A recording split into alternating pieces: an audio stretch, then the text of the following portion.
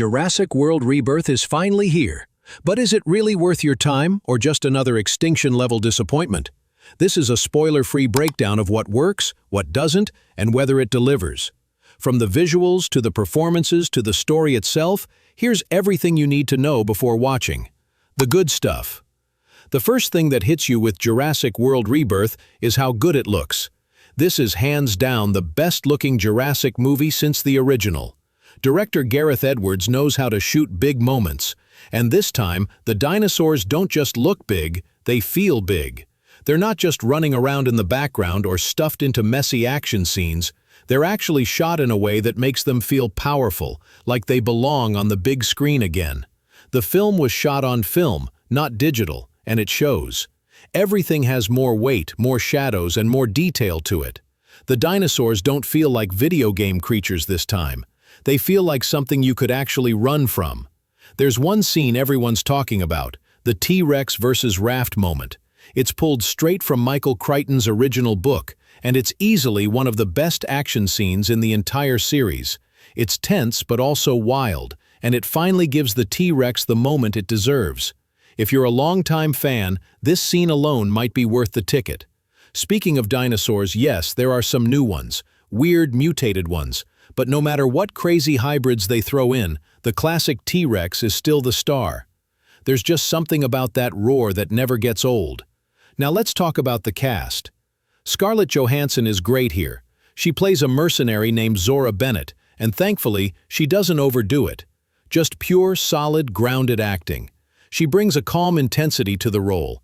You'd believe she's done this before, and that she's tired of it, which makes it work on screen. Jonathan Bailey also stands out. He plays the dinosaur expert, and even though the script doesn't give him a ton to do, he still brings real presence to the role. He's sharp, believable, and easy to root for. A lot of people are saying he's the breakout star of the movie, and they might be right. The music is another strong point. The score is by Alexandre Desplat, and while it doesn't try to copy John Williams, it still adds a lot of mood to the film. It builds tension in the right places, and gives some of the slower scenes a bit more weight. But the biggest win for Rebirth is that it finally brings back the feeling this franchise used to have, that sense of awe. Dinosaurs aren't just background noise anymore, they're the main point. And even though the movie has some issues, it really nails that feeling of watching something dangerous, exciting, and kind of beautiful all at once. If you've been waiting for a Jurassic movie that takes dinosaurs seriously again, this is it. Not perfect, but definitely a step in the right direction. The disappointments. As great as some of the visuals are, Jurassic World Rebirth still stumbles in a lot of familiar ways, especially when it comes to the story and the characters. Let's start with the writing. The script was written by David Koepp, the same guy who helped write the original Jurassic Park. But this time around, the writing just doesn't land. The dialogue feels flat, the pacing is off, and the emotional moments don't really hit the way they should. It's like the movie is just going through the motions, setting things up, checking boxes, and moving on. But the biggest issue is the characters. None of them feel fully developed. They're not bad, they're just not as interesting. They feel like they're there to deliver lines, react to dinosaurs, and push the story forward. But we don't really know them. There's no standout personality, no emotional nuance, and no real reason to care. Even when the movie tries to give characters backstories, like in the long dialogue scenes between Scarlett Johansson and Mahershala Ali, it feels forced. You can tell the actors are doing their best, but the script doesn't give them anything strong to work with. Also, the middle of the movie really drags. There's way too much talking, and instead of using action or visuals to move the story forward, characters just sit around explaining things that don't need to be explained. Another issue is the structure.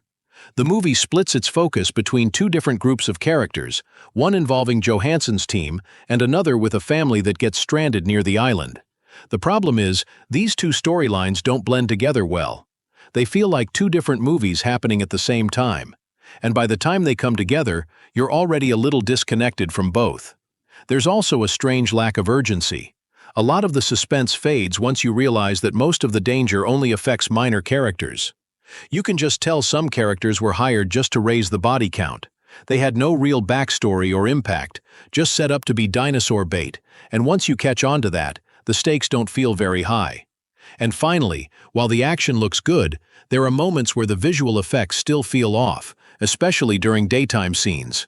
In a few scenes, the dinosaurs look oddly separate from the environment, like they've been pasted into the frame rather than really being there. It's subtle, but it breaks the immersion if you're someone who notices that kind of thing.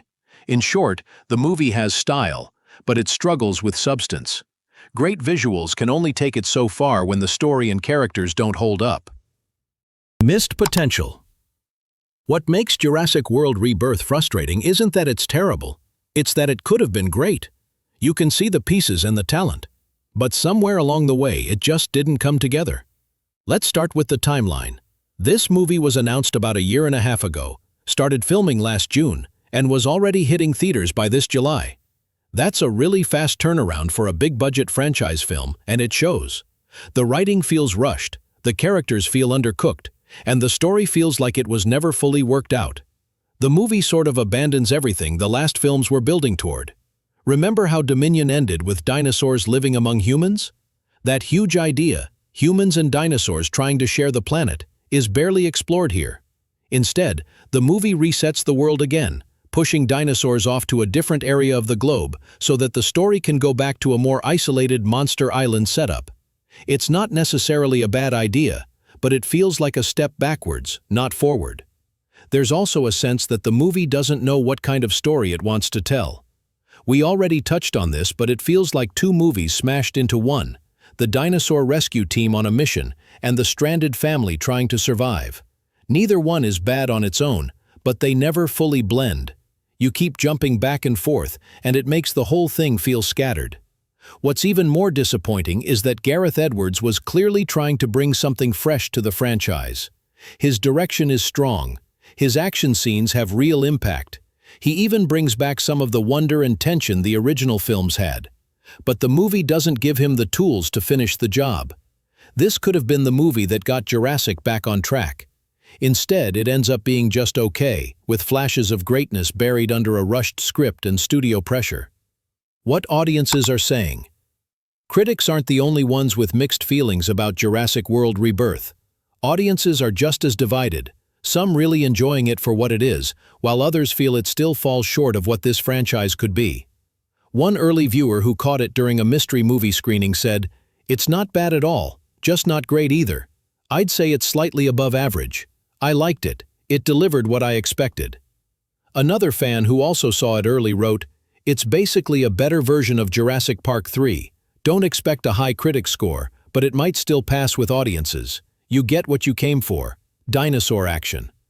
A third viewer summed it up this way: "It looks great, the effects are solid, but the characters and emotion are weak. It's a decent way to spend 2 hours, but outside of one cool scene, it's not something you'll keep thinking about."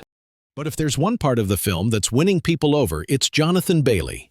One user posted, "My biggest takeaway from Jurassic World Rebirth is that Jonathan Bailey is the movie star people keep saying doesn't exist anymore." The reactions overall show that Rebirth hits the mark for spectacle, but struggles with emotional complexity. It's doing just enough for some viewers, especially if you're there for dinosaurs, but not much more. The general audience consensus seems to fall somewhere in the middle. People are praising the look of the film, the improved action, and the return of that classic dinosaur feel. But at the same time, they're pointing out the same issues critics raised, especially with the script and the forgettable characters. On platforms like Rotten Tomatoes, the score is hovering in the mid-50s, which reflects that divide. It's not a disaster, but it's not a comeback either. This is the kind of movie where it really depends on what you're looking for: fun and spectacle, or something deeper. So far, Rebirth seems to be landing better with fans than critics, but only slightly. It's exciting in bursts, but not quite the crowd pleaser it could have been.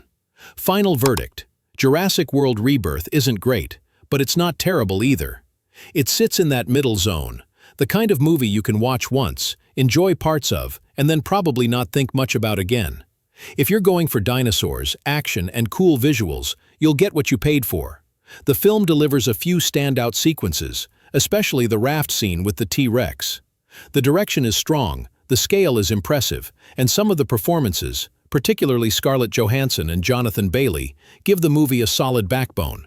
But if you're hoping for deep characters, a bold new direction for the franchise, or even a story that sticks with you afterward, this probably isn't it. The writing holds everything back.